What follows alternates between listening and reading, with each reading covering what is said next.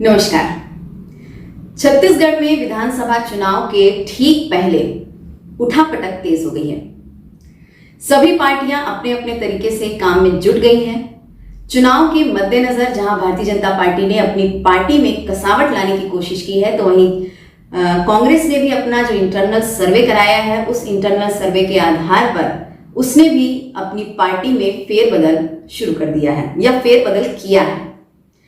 वैसे ही लोरमी विधानसभा के विधायक रहे लोरमी विधानसभा में लोरमी से विधायक रहे धर्मजीत सिंह जेसीसी जे पार्टी को छोड़कर के भारतीय जनता पार्टी के हो चुके हैं।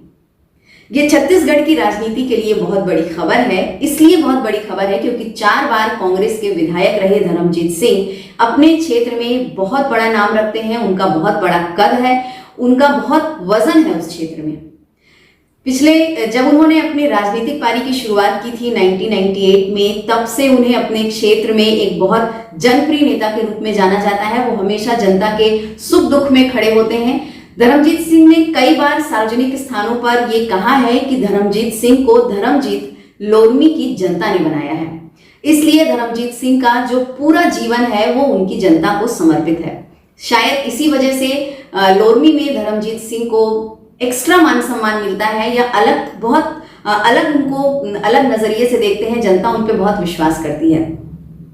जब वो 2003 में भी विधायक रहे कांग्रेस के, 2008 में भी विधायक रहे कांग्रेस में, इस बीच वो 2003 में छत्तीसगढ़ में विधानसभा के उपाध्यक्ष भी रहे। इन सब मौकों पर उन्होंने जनता की खूब सेवा की, जनता के हर सुख दुख में खड़े हुए।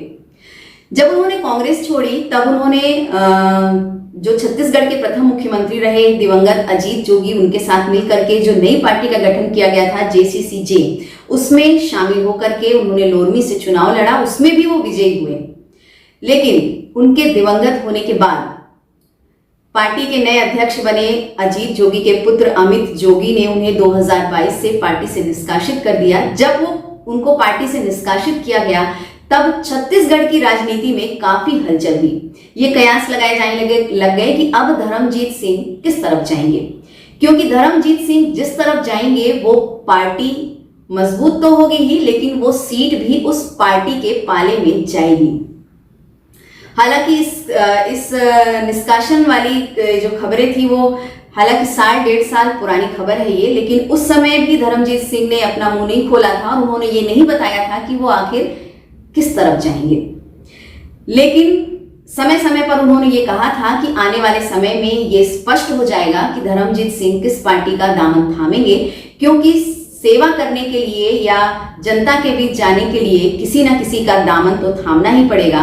और कई मौकों पर धर्मजीत सिंह ने ये कहा है कि जब वो जेसीसी से निष्कासित हुए थे, तब कई मौकों पर उन्होंने कहा है कि धर्मजीत सिंह या मैं इस समय ऐसा व्यक्ति हूं जो चौराहे पर खड़ा हूं और जिसे अभी समझ में नहीं आ रहा है कि किस तरफ जाना है। लेकिन आज यानी कि 13 अगस्त 2023 को धर्मजीत सिंह उस चौराहे से चल करके भारतीय जनता पार्टी के रायपुर स्थित कुशाभाऊ ठाकरे परिसर में अपने पूरे समर्थकों के साथ पार्टी की सदस्यता ग्रहण की। और ऐसा माना जा रहा है कि पार्टी की सदस्यता ग्रहण करने के साथ साथ पार्टी हो सकता है उन्हें लोरमी से या तखतपुर से विधानसभा चुनाव भी लड़वा सकती है, क्योंकि एक बहुत बड़ा जनाधार लोरमी से धर्मजीत सिंह के साथ है। हालांकि प्रदेश प्रवक्ता का कहना है कि पार्टी किसी को लालच दे करके पार्टी में प्रवेश नहीं कराती है। वो पार्टी की निष्ठा देख करके व्यक्ति जो है पार्टी में प्रवेश करता है।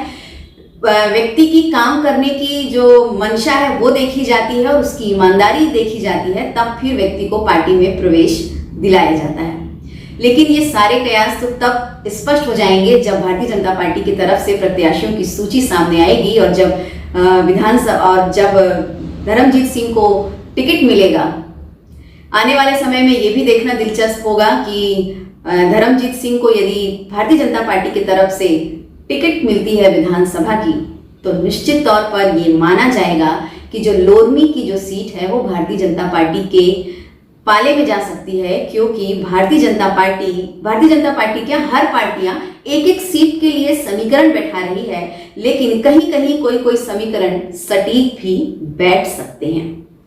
आने वाले समय में ये बहुत दिलचस्प होगा देखना कि धर्मजीत सिंह का कांग्रेस छोड़ करके जेसीसी-जे में जाना, जेसीसी-जे से निष्कासित होने के बाद भारतीय जनता पार्टी में आना राजनीतिक परिप्रेक्ष्य में क्या रंग लाता है। नमस्कार।